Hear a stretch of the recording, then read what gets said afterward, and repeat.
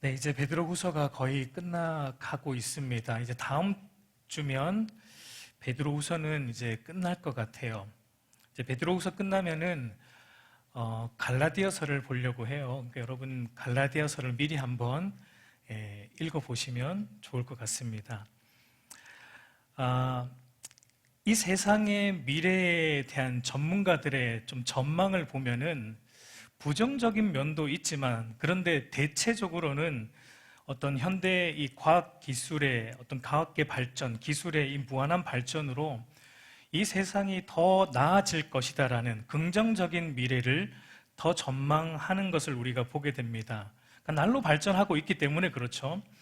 그러니까 이 세상을 바라보는 우리 현대인들도 이 세상은 앞으로 더 살만할 것이다, 더 좋아질 것이다라는 그런 기대와 소망을 가지고 살아갑니다. 그런데 여러분, 성경은 이 세상의 미래를 어떻게 전망하고 있습니까? 오늘 우리가 읽은 본문만 봐도 사실은 우리가 알 수가 있는데요. 우리 10절부터 12절 말씀을 보면은 이렇게 말합니다. 우리 한번 같이 읽어볼까요? 그러나 주의 날이 도둑같이 오리니 그날에는 하늘이 큰 소리로 떠나가고 물질이 뜨거운 불에 풀어지고 땅과 그 중에 있는 모든 일이 드러나리로다. 이 모든 것이 이렇게 풀어지리니 너희가 어떠한 사람이 되어야 마땅하냐? 거룩한 행실과 경건함으로 하나님의 날이 임하기를 바라보고 간절히 사모하라.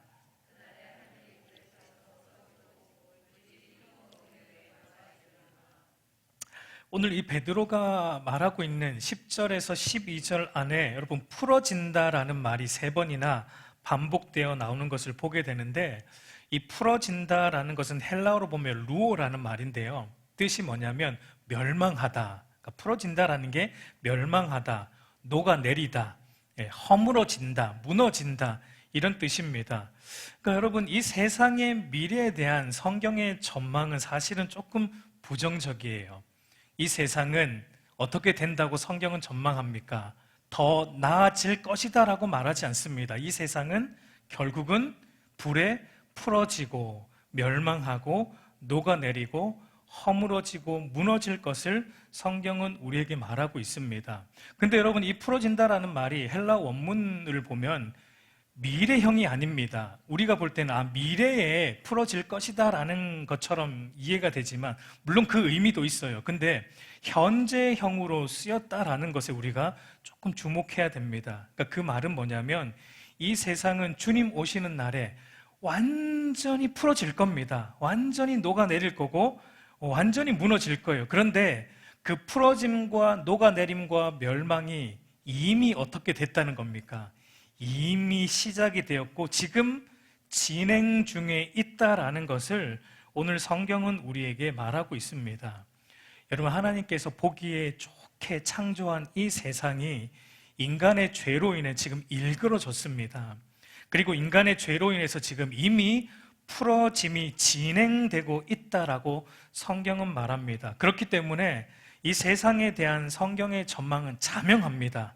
이 세상은 점점 나아지는 것이 아니라 점점 더 나빠질 것이고 결국은 하나님의 심판으로 완전히 멸망당할 것이다 라고 우리에게 가르치고 있습니다. 여러분, 우리가 성경을 통해 보지만 아담이 죄를 지은 이후에 사람이 번성할수록, 그러니까 사람이 번성한다는 것은 문명이 발달하는 거예요. 그러니까 문명이 발달할수록 뭐가 늘어납니까? 죄가 관영해요. 죄가 관영할수록 또 뭐는 늘어갑니까?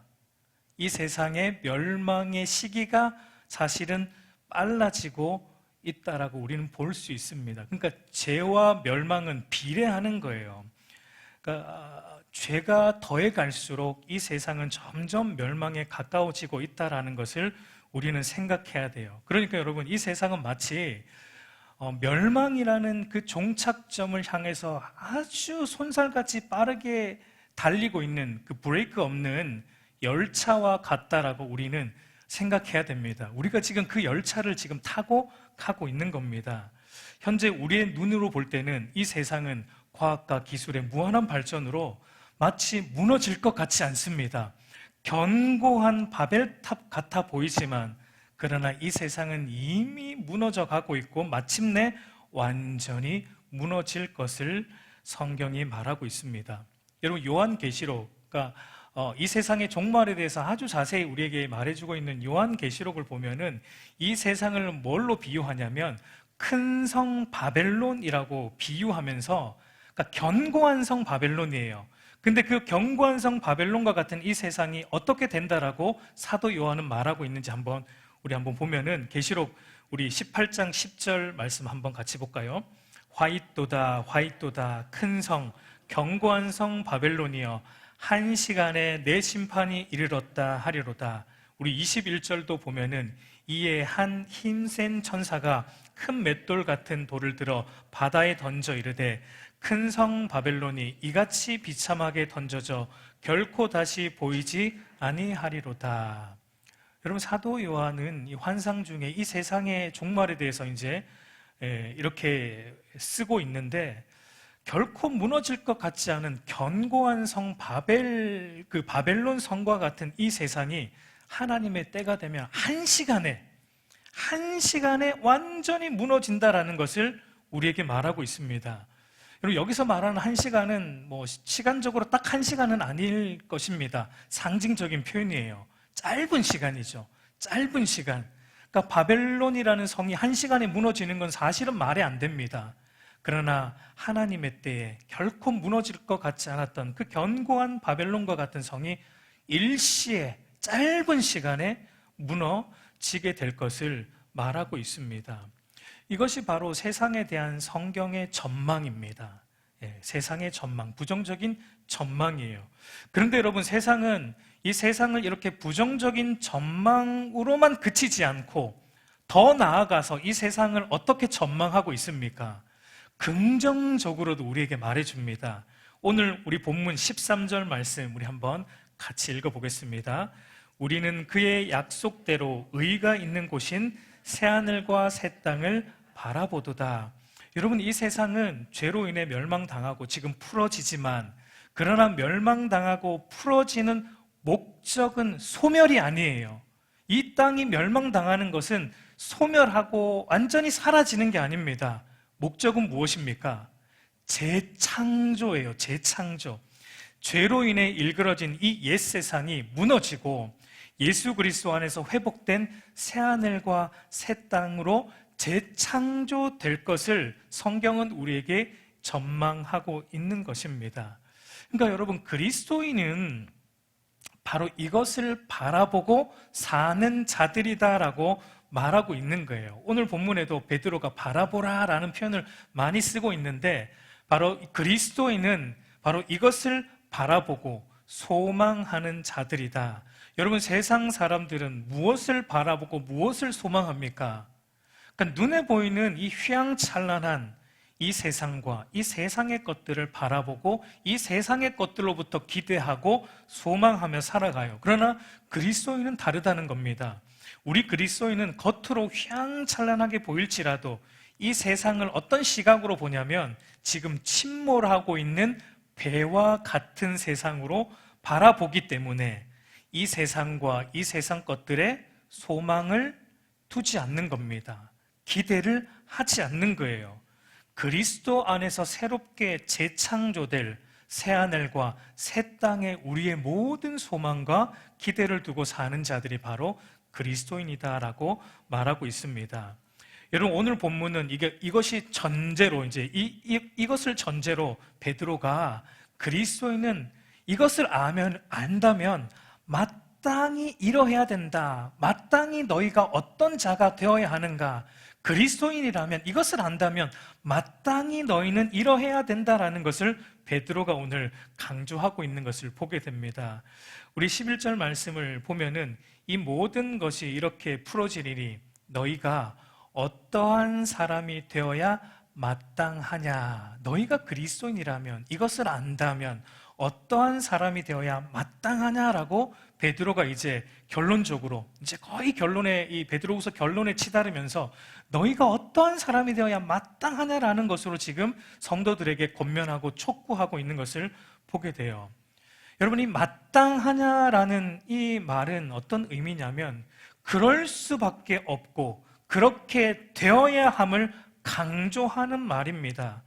그러니까 예수 그리스도를 믿어서 너희가 거듭났다, 그리고 신적 성품에 참여한 신자가 되었다면, 이 세상의 본질을 안다면, 이 세상은 점점 죄로 인해 무너져 가고 있고 하나님의 날에 단번에 무너질 것을 너희가 알고 있는 신자라면 당연히 너희는 이러할 수밖에 없다라는 것을 베드로가 지금 말하고 있는 겁니다. 여러분, 마땅히 이러할 수밖에 없는데 어떠해야 된다라고 베드로가 말합니까? 우리 12절과 13절 말씀을 보면은 하나님의 날이 임하기를 바라보고 간절히 사모하라. 그날에 하늘이 불에 타서 풀어지고 물질이 뜨거운 불에 녹아지려니와 우리는 그의 약속대로 의가 있는 곳인 새하늘과 새 땅을 바라보는도다 라고 말합니다.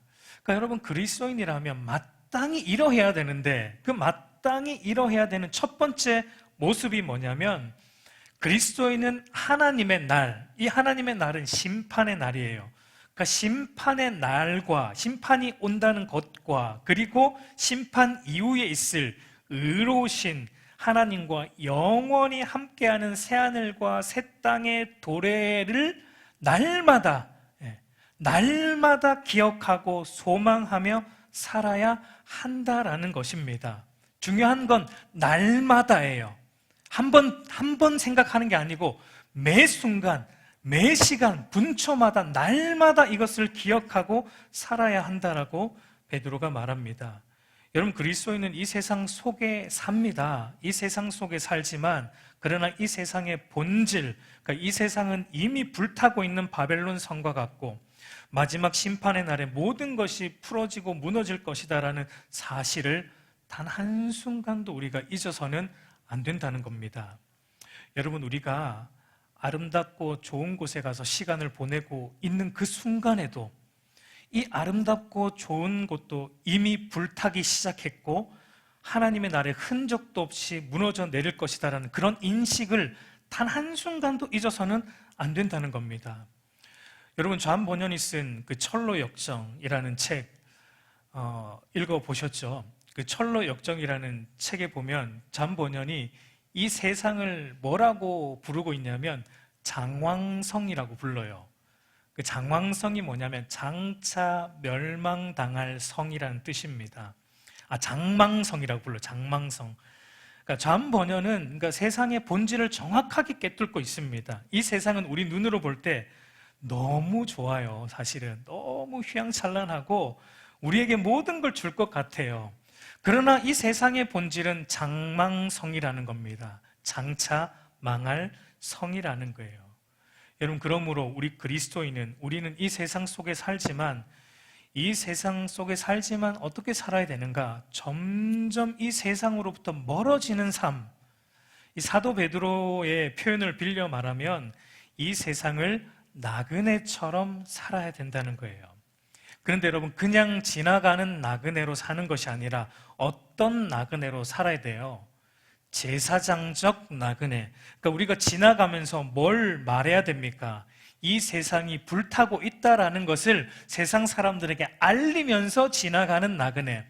그리고 새하늘과 새 땅이라는 좋은 소식, 그 영원한 본향이 있다라는 것을 알리면서 이 세상을 나그네처럼 지나가는 제사장적 나그네로 우리는 매 순간 살아야 한다. 이것이 마땅하다라고 베드로가 말하고 있습니다.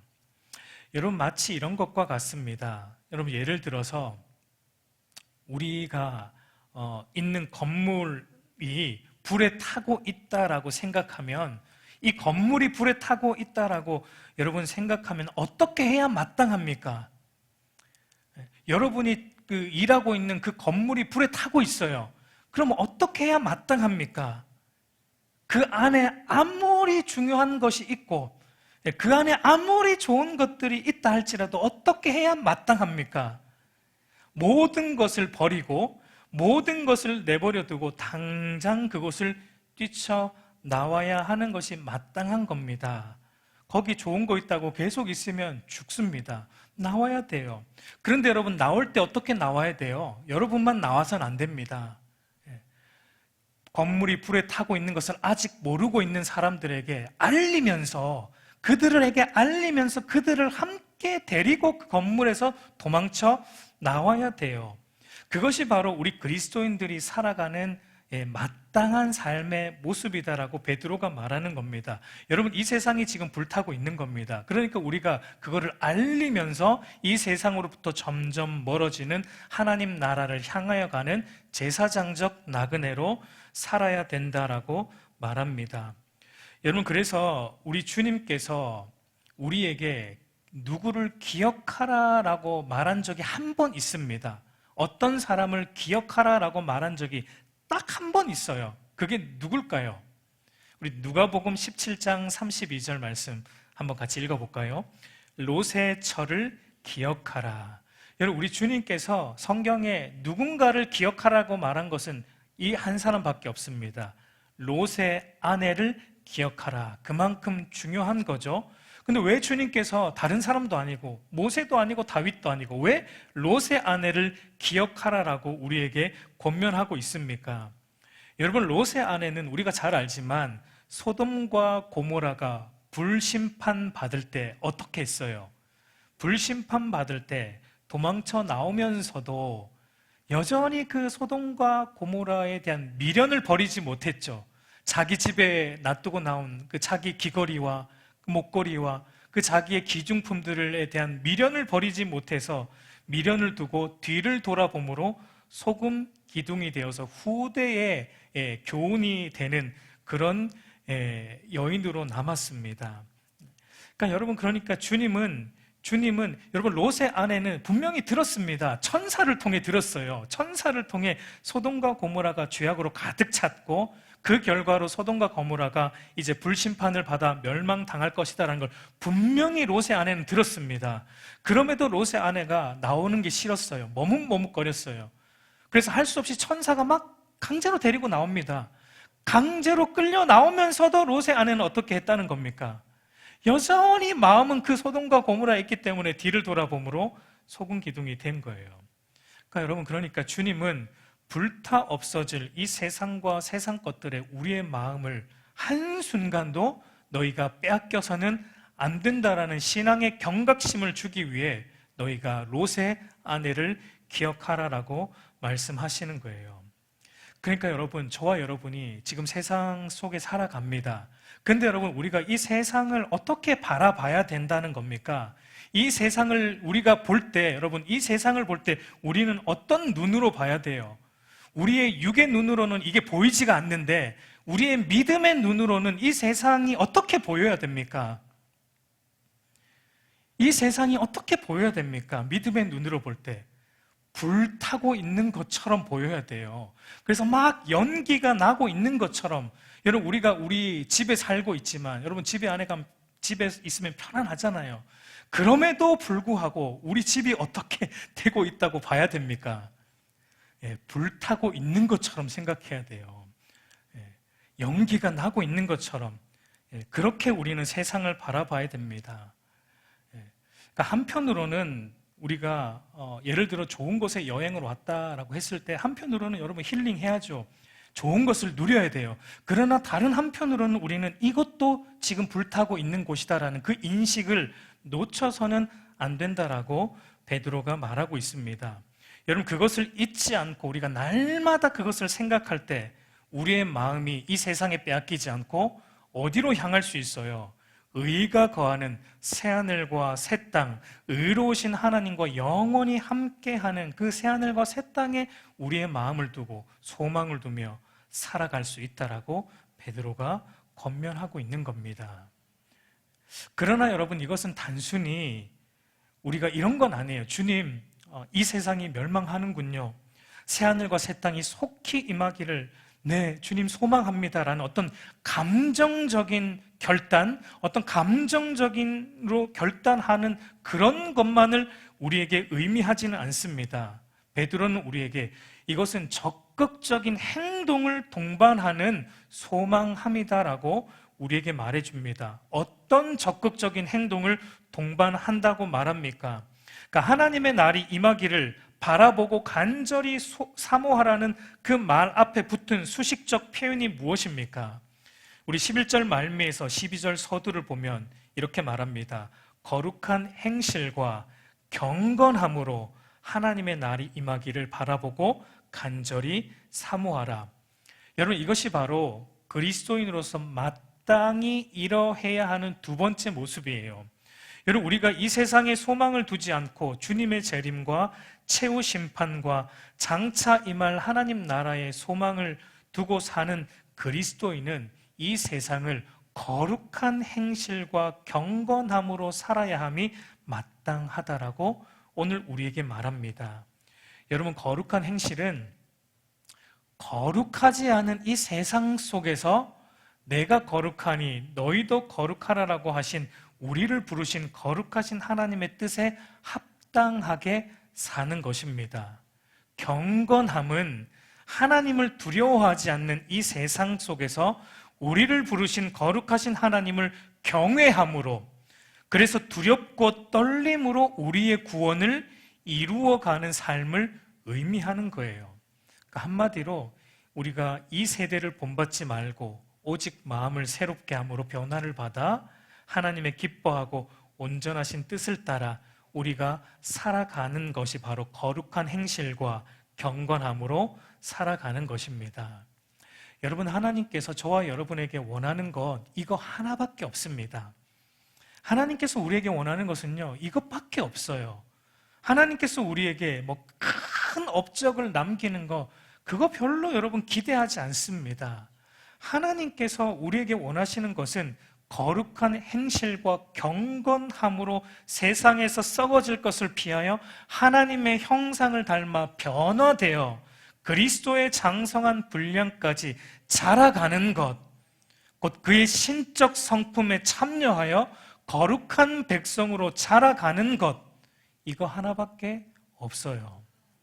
여러분, 그래서 사도 베드로는 베드로후서 서두에서부터 이것을 강조했습니다. 우리 베드로후서 1장 4절에서 7절 말씀 우리 한번 같이 읽어보겠습니다. 세상에서 썩어질 것을 피하여 신성한 성품에 참여하는 자가 되게 하려 하셨느니라. 그러므로 너희가 더욱 힘써 너희 믿음의 덕을, 덕의 지식을, 지식의 절제를, 절제의 인내를, 인내의 경건을, 경건의 형제 우애를, 형제 우애의 사랑을 더하라라고 말합니다. 여러분, 이것이 바로 성도를 향한, 그리스도인을 향한 하나님의 관심과 목적입니다.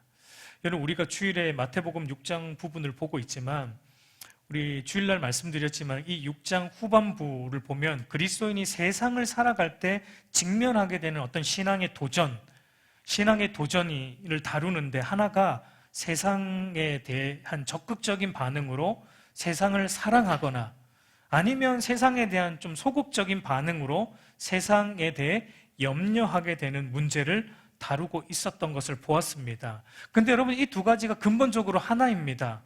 우리가 세상 것들을 사랑하고 염려하는 이유는 여전히 우리가 세상 것들을 최고의 가치로 여기고 세상의 것들을 취하기 위해서 적극적으로는 세상 것들을 사랑하는 것이고, 소극적으로는 그 세상 것들에 대해서 염려하며 살아가는 것입니다. 여러분, 하나님께서 우리를 구원하시고 바로 천국으로 데려가지 않으시고 이 세상에 두신 이유가 바로 이 문제를 다루어 내시기 위해서입니다. 세상을 사랑하는 문제, 그리고 세상을 염려하는 문제를 다루길 원하세요. 이것을 거슬러서 세상이 아니라 하나님을 사랑하고 세상에 대해 염려하는 게 아니라 하나님 나라에 대해 염려하는, 먼저 그 나라와 그의 의를 구하는 인생으로 살아가도록 우리를 변화시키기 위해 우리를 이 땅에 두신 겁니다. 여러분, 세상은요, 그리스도인들에게 하나님을 사랑하고 먼저 그 나라와 의를 구하며 사는 그 경건의 훈련을 하는 영적 훈련장과 같습니다. 여러분, 헬스장 가면 우리 몸을 더 건강하게 하기 위해서 여러 가지 헬스 기구들이 있어요. 그리고 그 여러 가지 헬스 기구들을 우리가 사용해서 우리의 몸을 건강하게 합니다. 마찬가지로 하나님께서 이 영적 헬스장과 같이 만들어주신 이 세상 속에서 우리는 돈이라는 기구, 돈이라는 영적 헬스 기구를 통해서 우리가 무엇을 배웁니까? 돈의 주인이 내가 아니라 하나님이심을 더 깊이 알고 주인이신 하나님 뜻대로 하나님과 이웃을 사랑하고 섬기는 일에 쓰는 그 영적 훈련을 돈이라는 도구로 우리가 그 훈련을 하는 겁니다. 음식이라는 이 도구를 통해 우리가 무엇을 배웁니까? 사람이 떡으로만 사는 것이 아니라 하나님의 말씀으로 살아가는 존재임을 더 깊이 알아가도록 우리가 밥을 먹는 거예요. 밥을 먹으면서 우리는 그 훈련을 하는 거예요. 이것으로 내가 사는 게 아니라 실은 하나님의 말씀으로 사는 존재다라는 것을 음식이라는 도구로 우리는 배워가는 거예요. 학교라는 도구를 통해 우리는 무엇을 배워갑니까? 세상 지식이 모든 문제를 해결해 주지 않는구나. 세상 지식이 우리의 근원적인 문제를 해결해 주지 않는구나. 그리스도를 아는 지식이 가장 고상하구나. 예수 그리스도를 아는 것이 우리 인생의 모든 문제의 답이구나라는 것을 배워가는 것이 사실 학교에서 공부하는 목적입니다.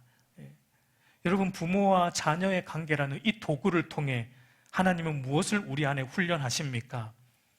신실하신 하나님의 아버지 되심과 우리의 이 어린아이 같은 연약한 믿음을 보게 하심으로써 더 아버지 되신 하나님을 신뢰하는 영적 훈련을 부모와 자녀의 관계를 통해서 하나님은 우리를 다듬어 가시는 거예요.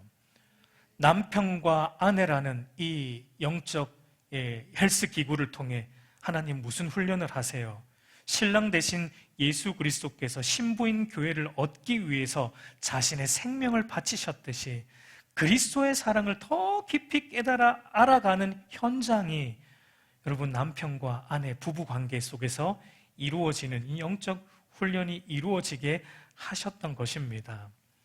여러분, 바로 이 세상은 하나님과 구주 예수 그리스도를 이렇게 더 깊이 알아가는 무대와 같은 곳입니다. 그런데 여러분, 드라마를 보면 여러분 드라마 무대가 있어요. 근데 그 무대가 드라마가 끝나면 그 무대의 세트는 어떻게 됩니까? 철수합니다. 그 무대 세트는 해체됩니다. 풀어집니다. 이 세상도 마찬가지라는 거예요. 이 세상 우리에게 무대로 주신 겁니다. 하나님과 예수 그리스도를 더 깊이 알아가는 무대로 주신 거예요. 근데 우리가 이 무대를 붙들고 있으면 안 된다는 겁니다. 이 무대는 이 하나님의 구원 드라마가 종결이 되면 마지막 화, 우리 예수님의 재림으로 구원 드라마의 마지막 회가 방영이 되고 나면 이 세상 무대는 풀어집니다. 해체됩니다. 우리는 그런 관점으로 이 세상을 바라보고 매일 이 세상을 살아야 한다. 그것이 마땅하다라고 오늘 베드로가 우리에게 말하고 있습니다. 그러므로 여러분, 오늘날 교회가 더욱 힘써야 하는 것은 다른 게 아니에요. 교회가 교회다워지는 일, 그리스도인이 그리스도인다워지는 일, 여기에 모든 힘을 쏟아야 됩니다. 교회가 교회다워지고 그리스도인이 그리스도인다워지는 일이 무엇입니까? 그것이 계속 베드로가 말하고 있는 겁니다. 그리스도를 믿어 거듭나 신적 성품에 참여하는 일, 그리고 신적 성품에서 날마다 자라가는 이 일, 여기에 우리의 모든 에너지를 쏟아야 된다. 이것이 마땅하다라고 베드로가 말하고 있습니다. 여러분, 왜 베드로가 그렇게 강조해요? 처음부터 끝까지 왜 너희가 이렇게 대해야 마땅하다, 신적 성품에 참여하고 그 신적 성품에서 자라가야 되고 거룩한 행실과 경건함으로 살아가는 이것이 왜 이토록 힘써야 되는 일인가? 왜냐하면 여러분, 최후의 심판의 날 불로 모든 것이 풀어질 것인데 유일하게 여러분 그 불에 풀어지지 않는 유일한 하나가 뭐냐면 거룩한 행실과 경건함이라는 겁니다. 여러분, 현재 우리가 마주하고 살아가는 이 세상, 우리가 몸담고 살아가는 세상은 반대처럼 우리의 피부에 와닿아요. 여러분, 거룩한 행실과 경건함으로 살아가면 여러분 이 세상에서는 어리석어 보이고 미련해 보입니다. 여러분, 이 세상은 적당한 거짓과 적당한 음란함과 적당한 부정함으로 살아가야지 도리어 세상에서 잘 살고 성공하는 지혜처럼 우리에게 보입니다. 왜 그렇습니까? 왜냐하면 다수가 그렇게 살고 있기 때문에 그렇습니다. 거짓과 부정과 음란으로 사는 100명 안에 구별된 한 사람, 거룩한 행실과 경건으로 살려고 몸부림치는 한 사람이 그 음란함으로 사는 그 100명 안에 들어가면 누가 비정상이에요? 거룩하게 살려고 하는 그 한 사람이 비정상이고 바보가 됩니다. 지금 여러분 우리가 사는 세상이 그와 같습니다. 그와 같아요. 그래서 우리 그리스도인이 여러분 세상 속에서 구별되어 거룩한 행실과 경건함으로 살아갈 때 오는 도전이 그런 부분이에요. 믿음으로 사는 나만 바보 될 것 같아요. 말씀대로 사는 나만 손해볼 것 같습니다. 정직하게 사는 나만 손해볼 것 같아요. 거룩한 행실과 경건함으로 사는 나만 비정상 취급받고 바보 취급받는 것 같기 때문에 여러분 우리의 믿음이 순간 흔들리는 거예요. 그러나 여러분 베드로가 우리에게 권면합니다. 기억하라. 어떠해야 마땅하냐? 마지막 심판의 때에 불타지 않는 것은 거룩한 행실과 경건함밖에 없다. 이것을 기억하라라고 우리에게 권면합니다. 거룩한 행실과 경건함이 없는 모든 것은 마지막 심판의 때 다 불에 풀어진다라고 우리에게 말합니다. 우리가 그렇게 목매었던 그 돈, 여러분 다 풀어집니다. 우리가 그렇게 목매어 사는 그 성공, 그거 여러분 마지막 때 다 풀어집니다. 우리가 그렇게 목매는 학벌과 스펙, 여러분 마지막 날에 다 풀어집니다. 심판의 불에 다 여러분 해체되고 사라진다라는 겁니다.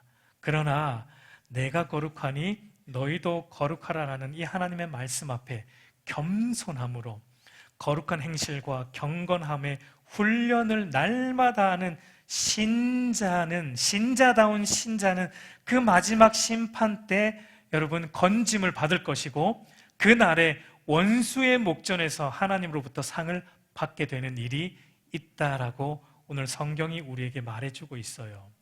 여러분 오늘 사도 베드로는 너희가 이것을 안다면 어떠한 사람이 되어야 하는지는 자명하다라는 것입니다.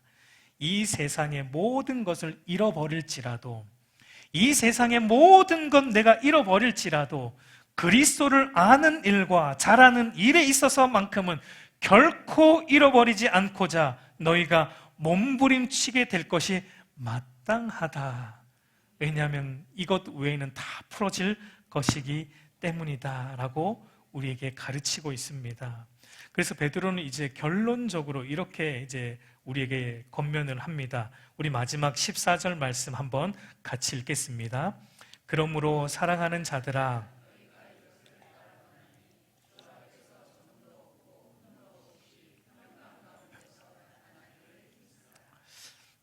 그러므로라는 말은 이제 결론을 이제 베드로가 내립니다. 결론적 접속사입니다. 앞에서 말했던 모든 내용을 이제 종합해서 주의 재림과 심판과 하나님 나라를 소망하는 신자는 주 앞에서 점도 없고 흠도 없이 평강 가운데 나타날 것을 나타나기를 너희가 힘쓰라라고 이제 결론적으로 권면을 하고 있어요.